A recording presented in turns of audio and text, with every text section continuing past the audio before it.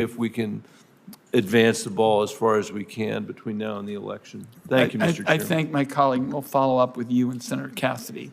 Let's see. The next is Senator Tillis. Thank you, Mr. Chairman. Ambassador, thank you for being here. Have you, or are you aware of a bill that we put together working with Senator Stabenow and Casey on the Fighting Trade Cheats Act? Also, Senator Brown. Yes, I am. Have you all taken a position on this yet? As an administration, I don't believe we have. I'll check with my team, although I think we've not yet. But I think we're always prepared to provide technical assistance in the meantime.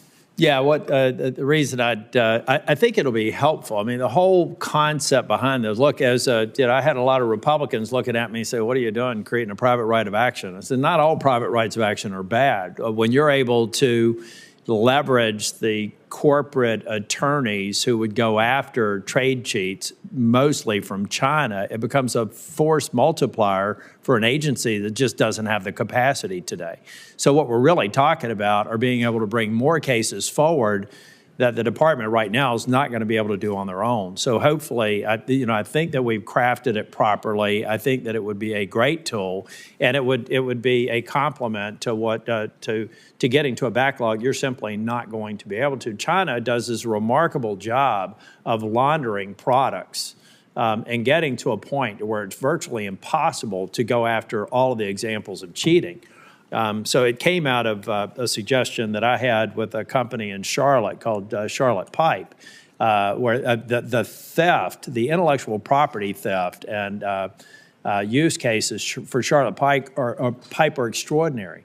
There is a facility in China that looks like the old Charlotte Pipe foundry in downtown North Carolina, downtown Charlotte. I mean, just theft.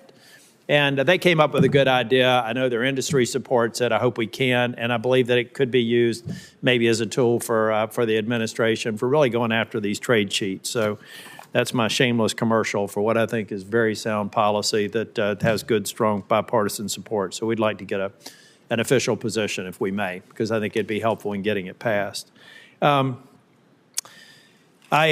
wanted to talk a little bit about trade in general, but before I do, we've got an issue. I've had this discussion with Senator Coons on the TRIPS waiver. I'm assuming that you all, and I've chaired and now I'm ranking member on the Intellectual Property Subcommittee with Senator Coons. We both think TRIP waivers are really bad. I think the administration still thinks they're good. So instead of asking you whether you think in hindsight some of the TRIPS waiver decisions that were made in COVID era were a good idea, tell me your case for why you thought, whether it was a good or a bad idea. I'm assuming you still think it's a good idea. Tell me why you think it's a good idea.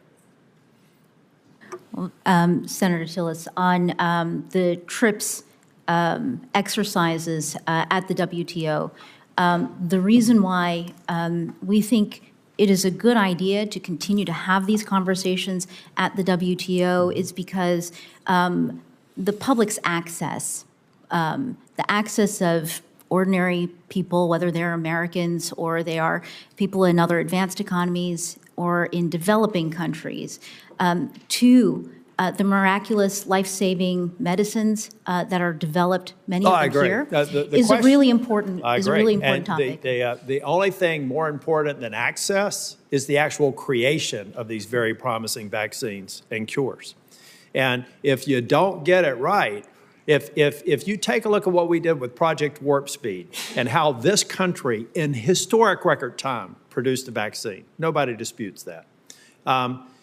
It only happened because the whole of government came together and produced this. But the biotech industry took certain risks. There weren't all winners. There were some failed projects out there. If you send the message that the next, and it won't probably be 100 years, the next time you want to do a Project Warp Speed, that for all the work that you could put into it, you could have your intellectual property time horizon collapse and not be able to recover your investment, I don't know that people will line up and necessarily marshal the resources the way that we saw it during COVID.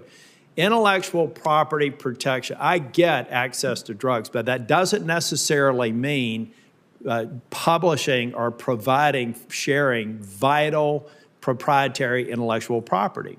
And if we don't get this right, it will have a chilling effect, not only in terms of biotechnology, but I think across all sectors. It will destroy our position right now as the world's innovator. Senator Tillis, if I can just respond very, very quickly. Briefly. I'm going to say I agree with you that the question is about getting it right. That also innovating and creating all of these incredible medicines and having them out of reach for the patients who need them is also not the right place to I be. agree, So but I think it's about where we need I to be. agree, but you'd be hard-pressed to find an absence or no access, if I may, because she responded to a point that I think is very important.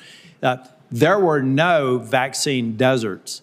The vaccines were out there. The TRIPS waivers were not necessary to provide more COVID vaccines. So that would not be a good example, in my opinion, to particularly against the risk of failing to innovate in this country. Senator Blackburn. Thank you, Mr. Chair. Sorry. Thank you, Mr. Chair.